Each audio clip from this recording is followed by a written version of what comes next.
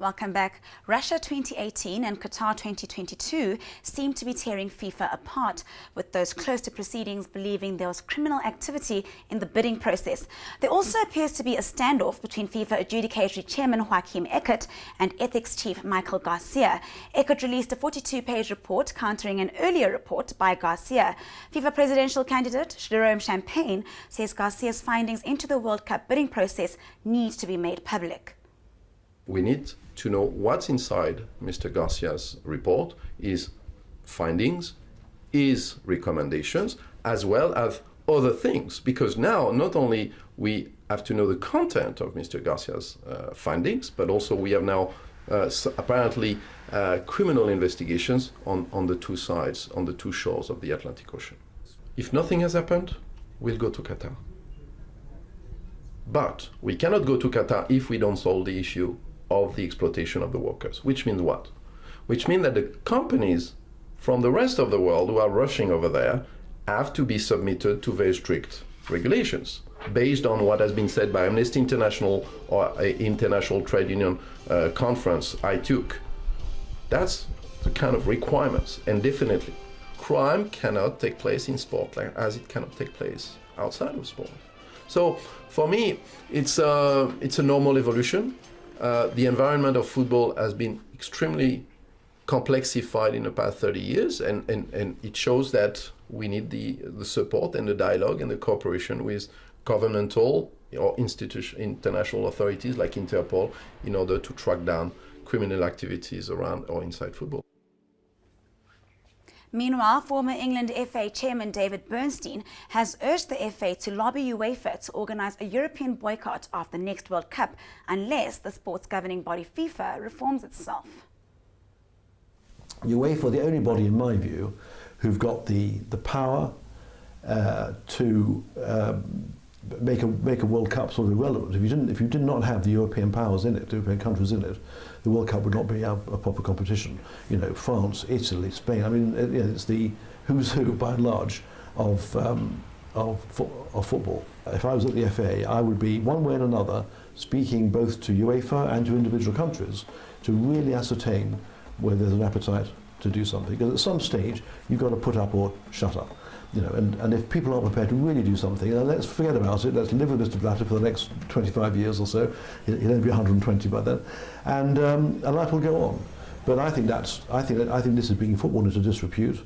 Nobody wants that, and I think it needs, therefore, a hard piece of action by UEFA. And when people say, well, what about the money and so on? Well, UEFA would be quite capable of holding a major competition in a World Cup year. I mean, the European Championships are a fantastic event, so there would be the possibility. I'm not for 1 minute saying this is easy, nor am I saying it will happen. But in my view, if like-minded people don't have a real go at these things sometimes, then nothing will ever happen.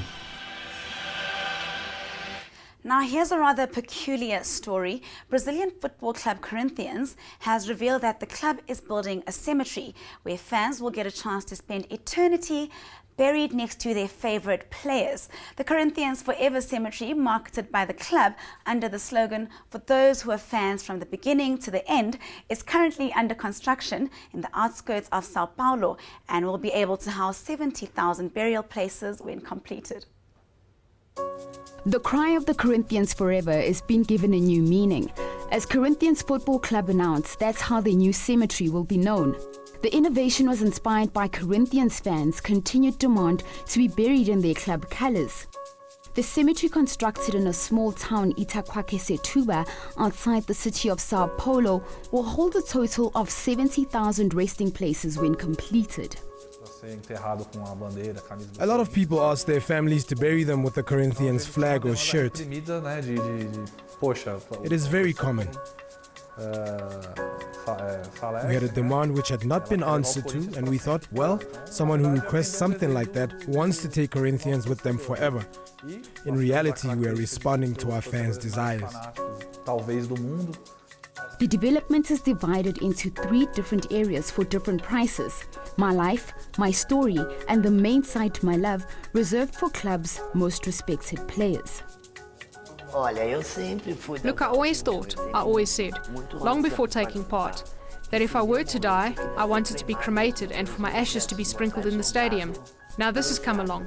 I don't want that anymore. I want to be buried in the Corinthian cemetery.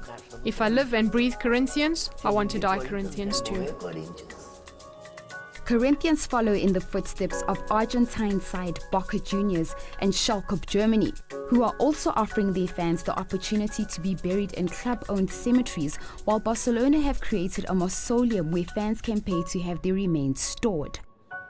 The themed cemetery will open in the second half of 2015, with the first burial expected to take place towards the end of the year.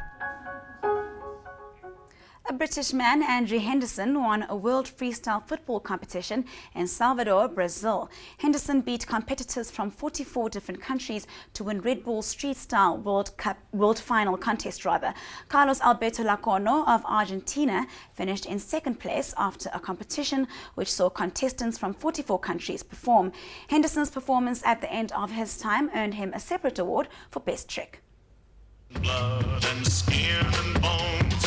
I'm gonna sit you down. 5 seconds.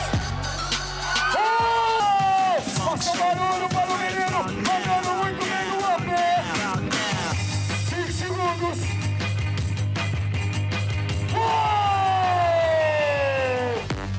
E a galera vem na palma. Tchau, tchau, tchau, tchau, tchau, tchau, tchau, tchau.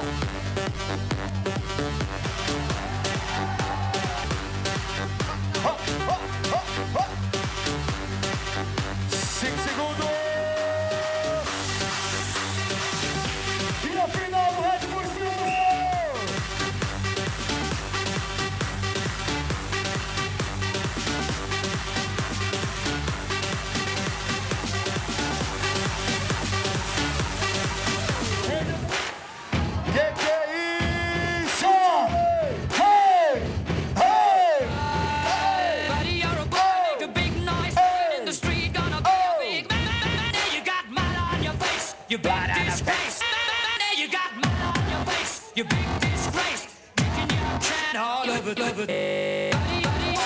big noise playing in the street. Gonna be hey!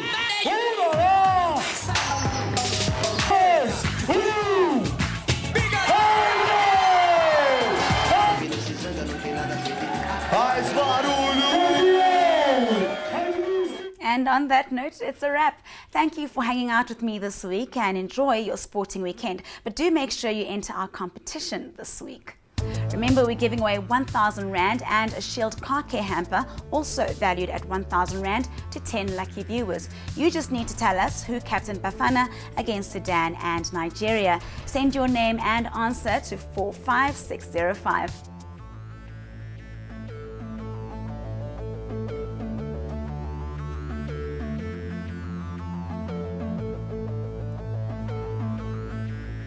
If you'd like to get in touch with us on any football matters, send an email to eShibobo@etv.co.za. Have a super weekend and may the best team win. Cheers.